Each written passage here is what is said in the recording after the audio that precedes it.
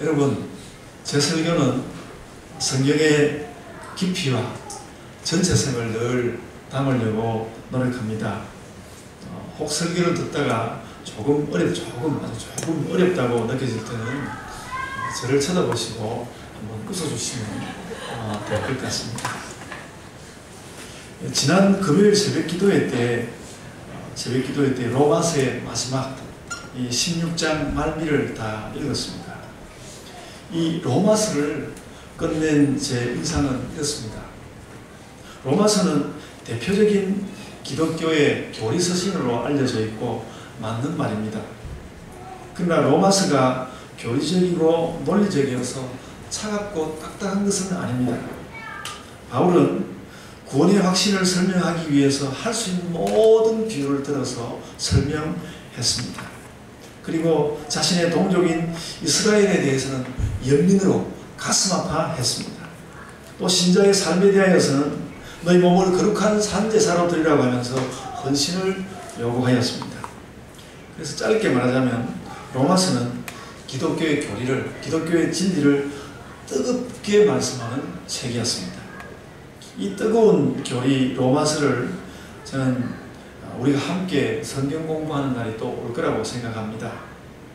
그리고 오늘 읽은 본문도 막 사람들 이름이 굉장히 많았는데 오늘 본문도 그런 뜨거운 책 로마서의 연결선상에 있습니다. 우리는 성경을 대할 때 구원의 이야기에 막 몰입하기도 하고 혹은 그 과정에 있는 어떤 거룩한 삶에 대해서 막 감동하기도 합니다. 그런데 우리의 복음에서 그보다도 더 시초적인 자리가 있습니다. 그것은 하나님의 살아계심과 또 그 하나님께서 그 누구라도 용납하셔서 받아들이는 신자들의 실존입니다. 거기서 복음의 이야기를 출발하는 것이죠. 근데 이 누구나 용납하시는 신자들의 실존, 이 신자들에게는 단 한 가지의 특성만 있습니다.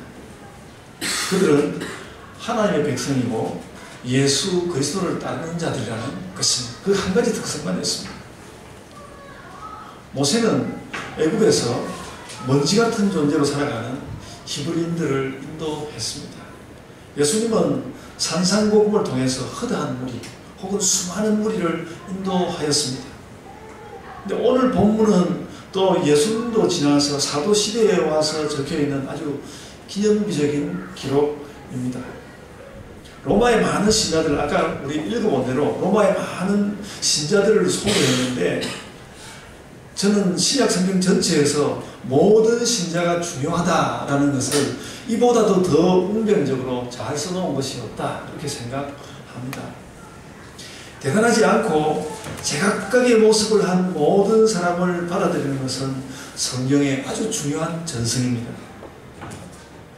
그 전통은 사도들에게서도 발견되는데 오늘 본문은 그 중에서 독보적입니다. 바울은 로마서에서 많은 교리적인 요점을 말씀한 후에 로마에 살고 있는 모든 신자들을 알려주면서 그들 모두가 복음 안에서 인정되기를 소원하였습니다. 본문은 바로 로마 모든 신자들의 열거입니다. 그래서 로마에 있는 모든 신자들을 열거했다는 의미에서 오늘 읽은 이 본문은 사람 이름들이 좀 지루하게 나오는 것 같지만 매우 아름다운 본문입니다. 그리고 이 로마 사람들을 열거하는 것이 아름답다는 것은 우리 예본교회 성도들이 또한 아름답다는 말도 됩니다. 책이 언제부터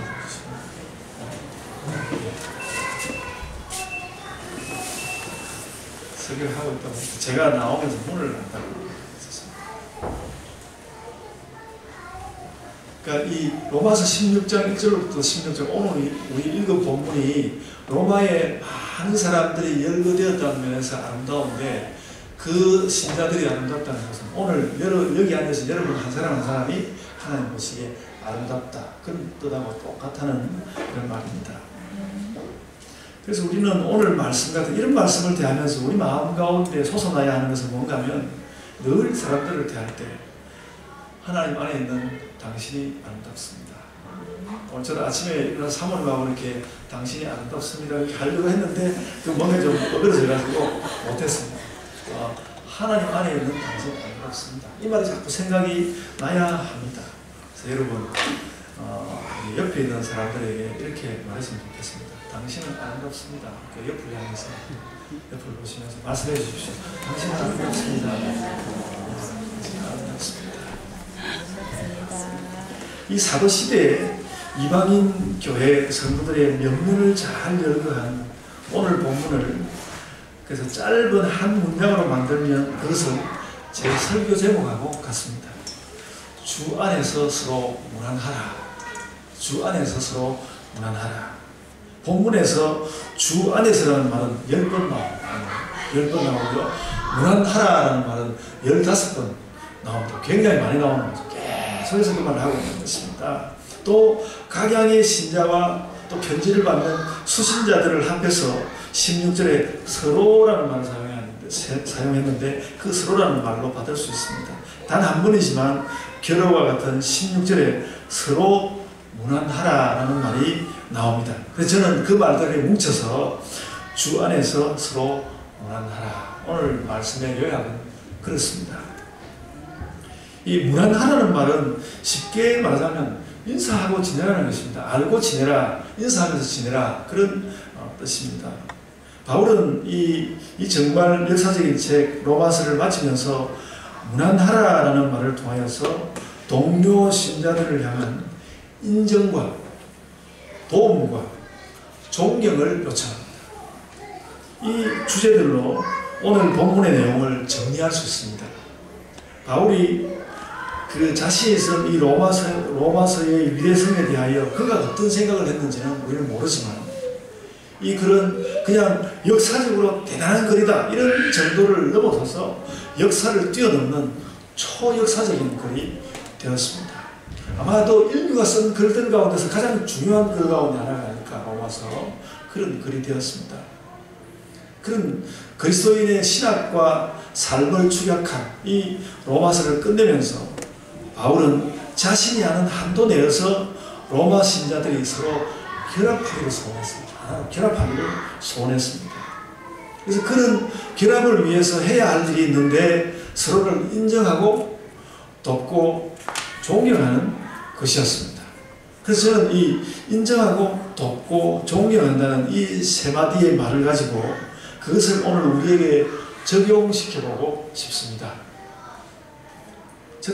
첫째로 오늘 본문에서 말하는 그 인정이라는 것은 어떤 뭘 잘했기 때문에 공적을 인정해주는, 그러니까 참 그 김연아가 요즘도 텔레비전 그 광고에 이렇게 나오고 그러는데 얼마나 그 피겨로서 사람들에게 공적을 많이 쌓았는지 늘 김연아를 잊을 수가 없죠. 그렇습니다. 근데 그런 공적에 대한 찬양이 아니라 이 인정이라는 것은 공적에 대한 찬양이 아니라 그냥 존재의 확인입니다. 내가 있다. 모든 사람들이 있다는 것이죠. 여러분, 요즘 우리 개신교 교회는 몸살을 앓고 있습니다. 서로를 인정하지 않으려고 하는 것 때문에 몸살을 앓고 있습니다.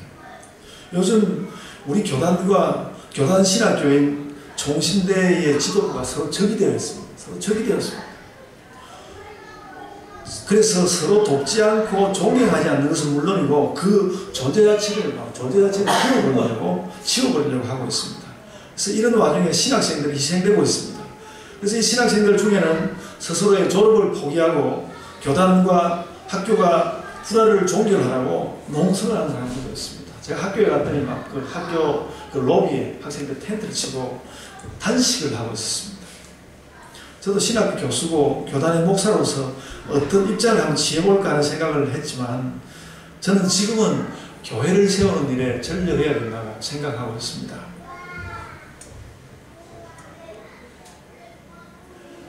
그렇게 학교와 교단은 지금 서로를 인정하지 않고 그래서 서로 무난하지 않는, 그래서 뭐 서로 무난하라 이 말이 그냥 늘 할 수 있는 말인 것 같은데 오늘 우리 사는 모습을 보면 서로 무난하라 이 말이 얼마나 소중한 말인지 느낄 수 있습니다. 그래서 지도부가 그렇게 하니까 소박한 성도들은 교회 안에서 잘 살려고 노력하고 있는데 그런 심정을 너무나 교회의 지도부가 괴롭게 하고 있는 중입니다. 오늘 우리 시대의 이 혼란과는 대조적으로 바울의 행적에서는 서로를 인정하는 것이 어떤 것인지를 보여주는 아주 혁혁한 한 사례가 있습니다. 바나바의 조카 혹은 그의 사촌이었던 마가와 바울 사이의 불화와 화해 사건입니다.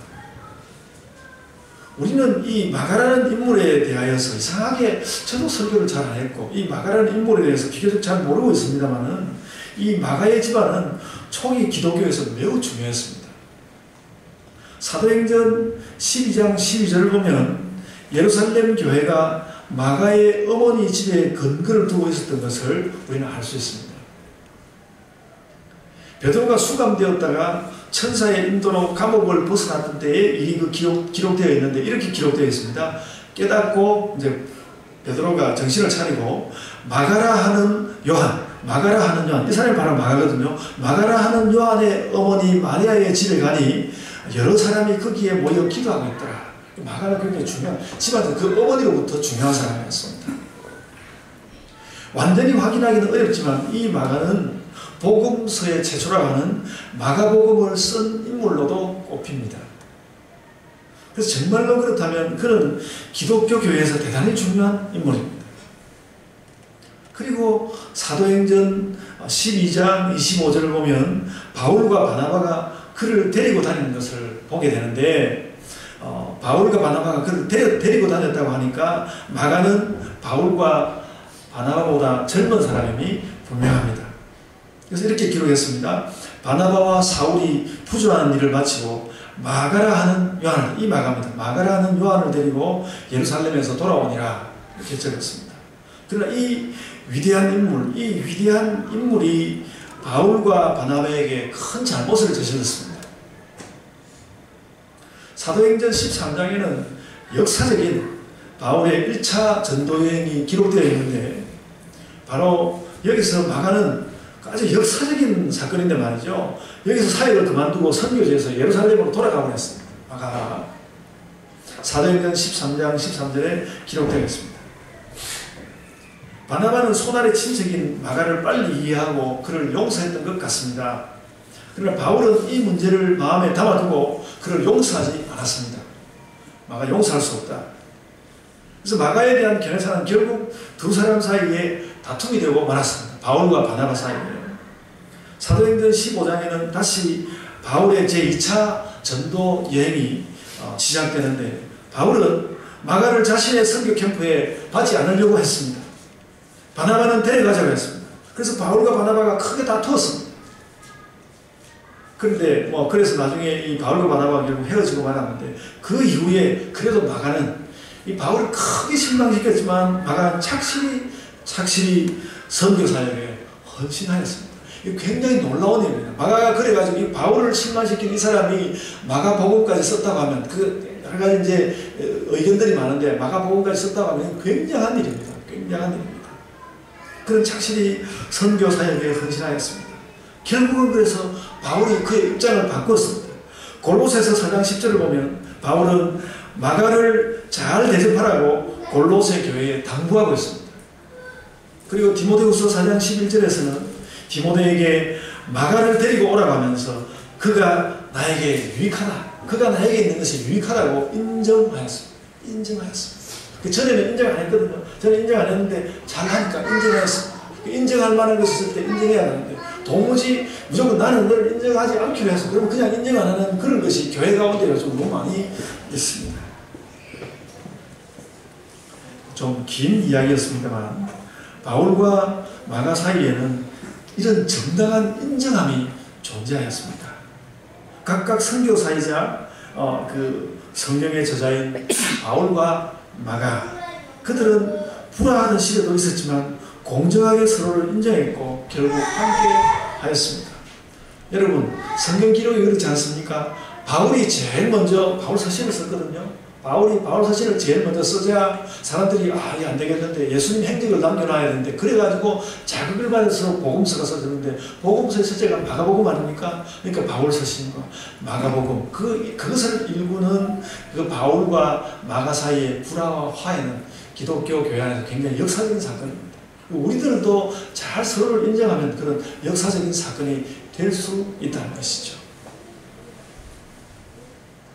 그래서 이 인정을 발전시켰을 때 엄청난 효과를 가져옵니다. 오늘 본문에서도 9절과 10절에 나오는 9절과 10절을 보시면 이런 이름이 나옵니다. 우르바노, 스다구, 아벨레 이런 이름이 나오는데 특별히 뭐 스다구 같은 이런 이름을 보면 우리가 느낄 수 있습니다만 이들은 비기독교 로마인 집의 노예였던 것으로 알려져 있습니다. 사회적으로는 정말 보잘것없는 사람들인데 정말로 보잘것없는 사람들인데 그들은 로마 교회에서 중요한 역할을 했고 바울은 그들을 인정하여서 그들에게 문안하라 그렇게 말했습니다. 그들이 노예이지만 그들에게 문안하라, 주 안에서 그들을 문안하라 그렇게 그들을 인정하여 주었습니다.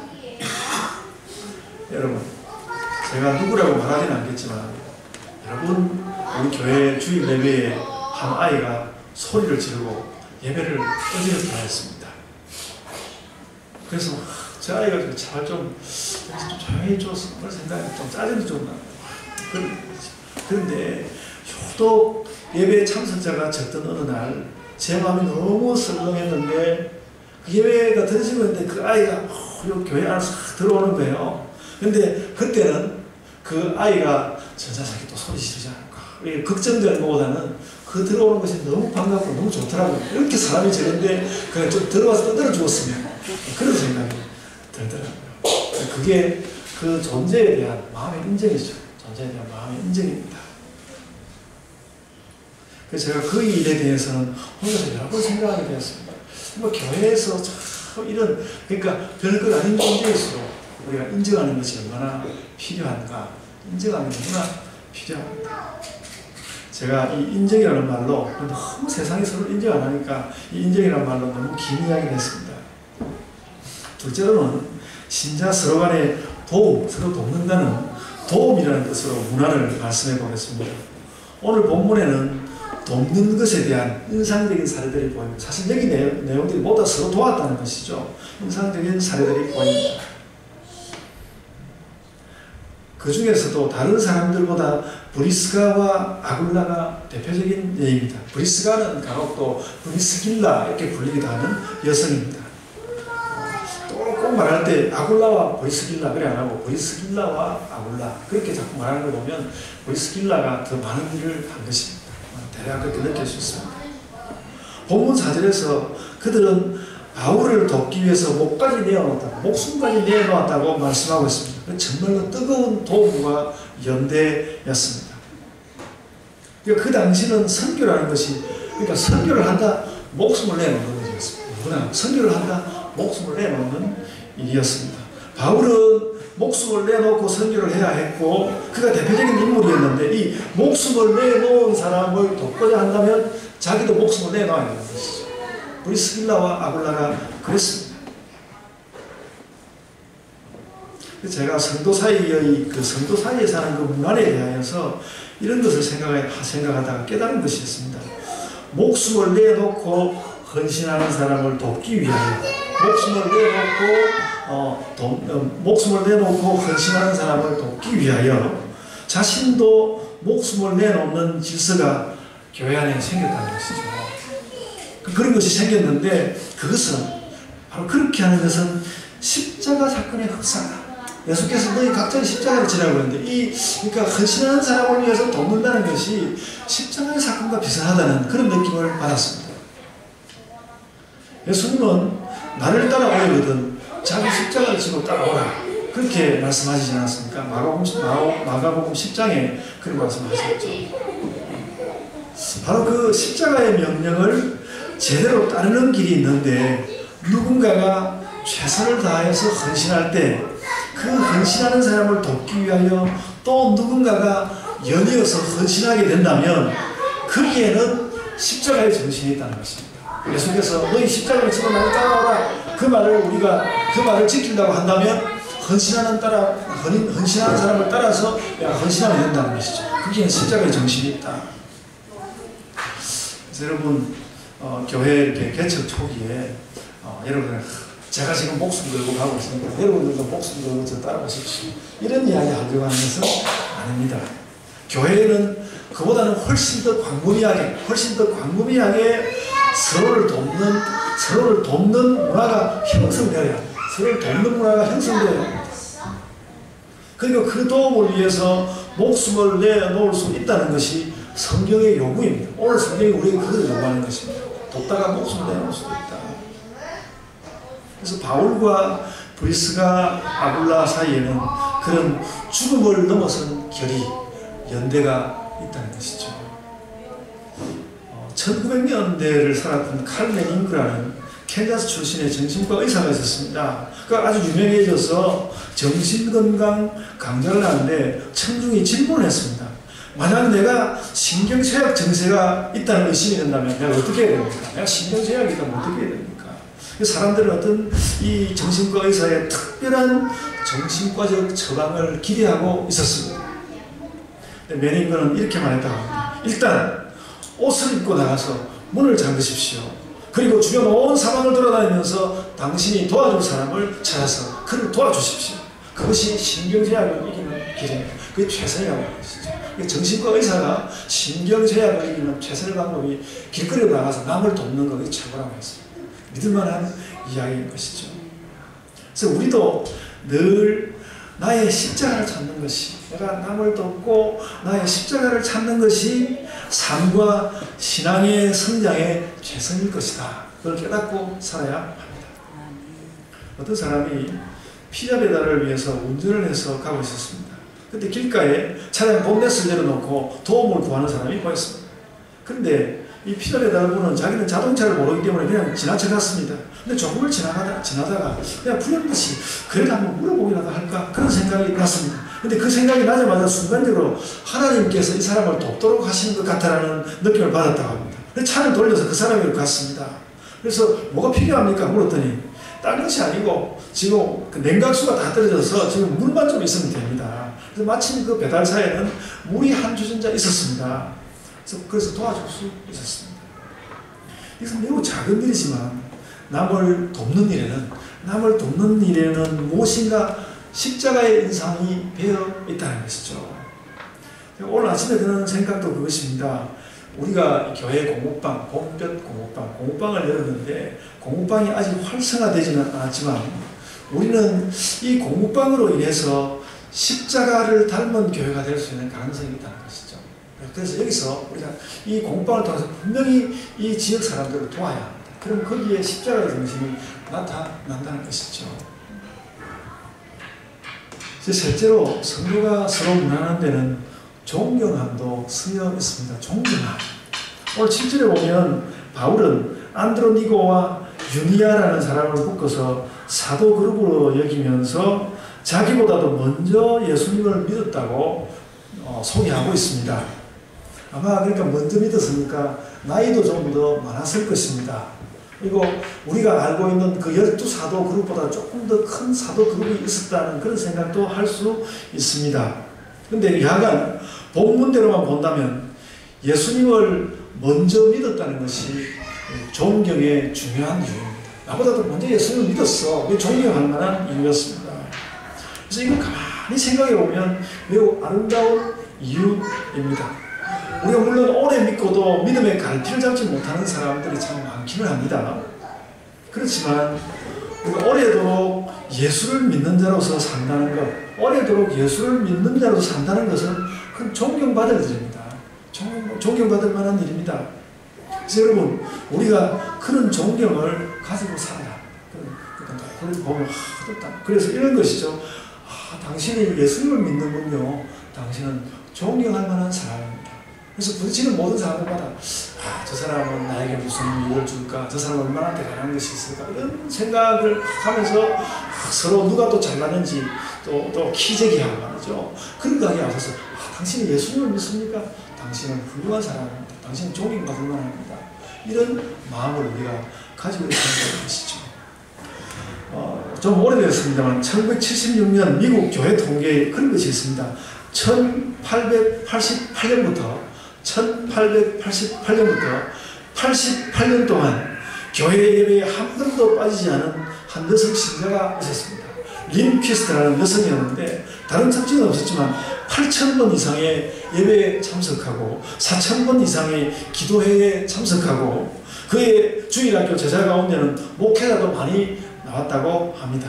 그럼 꾸준히 하나님을 믿는 사람, 그냥 꾸준히 하나님을 믿는 사람으로 살았는데 그것은 놀라울 정도의 존경의 요인이 되었습니다.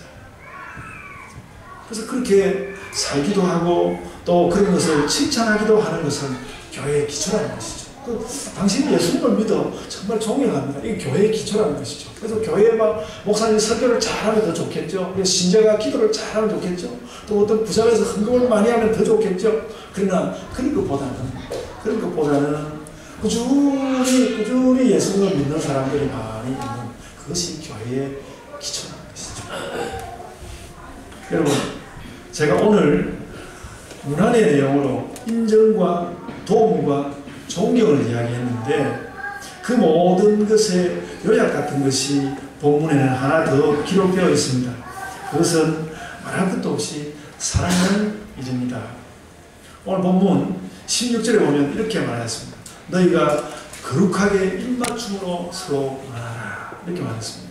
사실 입맞춤 이것 때문에 큰 교회 대표들이 만나면 서로 이렇게 얼굴을 맞고 이렇게 하거든요. 그 사진을 보면 보기가 별로 좋지 않아요. 보기 좋지 않습니다. 근데 그게 바로 신자들이 거룩하게 입맞추는 것입니다.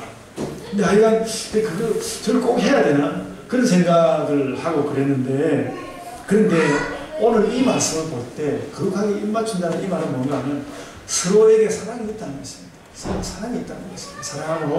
사랑함으로 서로 만나라. 사랑함으로 입맞추라. 그런 면에서 저는 이 입맞춤이라는 것이 교회의 문화로서 별로 적극적으로 자리 잡지 못했다는 그 반성을 좀 하게 됩니다. 세상 일반에서 입맞춤, 영어로는 키스를 하죠. 키스는 남녀 간의 사랑을 확인하는 상징이 되었습니다. 요즘 영화만 아니라 안방 드라마에도 사랑의 확인으로 키스를 보면 좀 줄였으면 좋겠어요. 너무 많이 하고 있습니다. 그런데 성경은 이 키스라는 것을 교회의 문화로 사용할 것을 지금 권하고 있습니다. 여기서 말하는 이 키스는 형제를 서로 절실히 안아주는 것이죠. 얼굴을 안아주다 보면 얼굴이 닿을 수도 있고 그런 것이죠. 안아주는 것을 말합니다. 이 형제의 입맞춤이 일어나려면 여러 가지가 함께 있어야 합니다. 서로가 예수 그리스도를 진심으로 사랑해야 합니다. 그리고 그 사랑 안에서 제가 말씀드린 것처럼 형제자매를 정말 인정하고 돕고 존경해야 합니다. 그렇게 되면 우리는 진심으로 서로를 안아줄 수 있습니다. 자꾸 서로 안아줘야 합니다. 제가 이제 대만에 저희 학교 교수들과 함께 여행을 갔는데 헤어질 때 이제 가이드와 헤어졌는데 제가 뭔가 좀 특별한 걸 좀 그 사람한테 해주고 싶었는데 해줄 것이 아무것도 없었어요. 그냥 안아줬습니다. 안아줬더니 너무 멋져가면서 안아주고 사람들이 다 있네 그랬는데 그 굉장히 근데 사실 그게 효과는 있는 거라고 마음에 뭔가 느낌을 주는 거거든요. 다른 사람들 악수하고 나서 쑥스러워하고 그랬습니다. 나중에 다시 만날 일은 있겠지만 안아준다는 것이 좋은 일입니다. 그러니까 그리스도의 문안에는 아까 말한 인정과 도움과 존경에 또 사랑이라는 네 가지 요소가 보입니다. 그리고 이 말씀에서 놓쳐서는 안 되는 사실이 하나 더 있는데 바로 이런 요소들을 이런 그 그리스도 문안의 요소들을 다 결합했을 때 무슨 일이 일어날까 하는 것입니다. 무슨 일이 일어나는 것인가? 그 결과는 주님의 몸된 교회를 이루는 것입니다. 몸된 교회를 온전히 이루게 되는 것이죠. 제가 그냥 제 마음대로 말하는 것이 아니고 문안하라는 로마서의 결미는 결국 모든 교회의 문안에 도달합니다. 16절 하반절에 이렇게 기록되었습니다. 그리스도의 모든 교회가 다 너희에게 문안하느니라.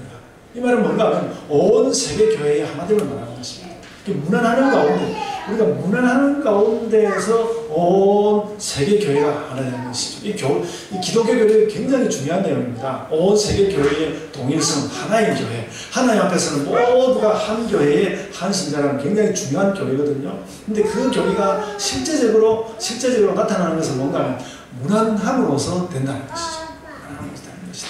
그걸 잊지 말고 늘 사람들을 만나고 그들을 사랑하고 그들을 인정하고 이렇게 할 때 이걸 통해서 교회가 온전하게 하나로 세워지는 것이다. 확인하시는 여러분들 되시기를 바랍니다. 그래서 이것은 결국은 말하자면 결국은이라기보다도 좀 바꾸어서 말하자면 교회의 교제를 말하는 것입니다. 서로 문안하고 교제하고 그렇게 하는 가운데서 하나를 이루어라 하는 것이죠. 그러므로 교회의 교제에는 우리가 교제하는 데는 서로 인정하고 도와주고 존경하고 사랑하는 것이 있어야 합니다. 교회는 그렇게 하나입니다. 우리가 교회가 하나라고 할 때 하나라는 게 대체 뭐지? 거기에 대해서 또 다르게 생각할 수도 있겠지만 오늘 이 로마서 16장은 그와 같은 네 가지 내용을 우리에게 보여주고 있습니다. 인정하고 도와주고 존경하고 사랑하는 것이 우리 안에 있으면 우리는 하나 되는 것입니다. 그래서 서로 진심으로 인사하고 서로를 인정함으로써 하나 되는 하나의 교회가 됩시다. 그리고 우리 교회 바깥에 나가서 여러 교회들 가도 가능하면 인사 나누어서 하나의 교회가 됩시다. 그것이 오늘 말씀이 우리에게 요구하는 것입니다. 이 기초에 헌신하고 또 꾸준히 이 하나 되는 교회를 위한 모든 덕목들을 지키시는 우리 예본교회 모든 성도들 되시기를 바랍니다. 아멘. 이제 우리 함께 잠깐 기도하겠습니다.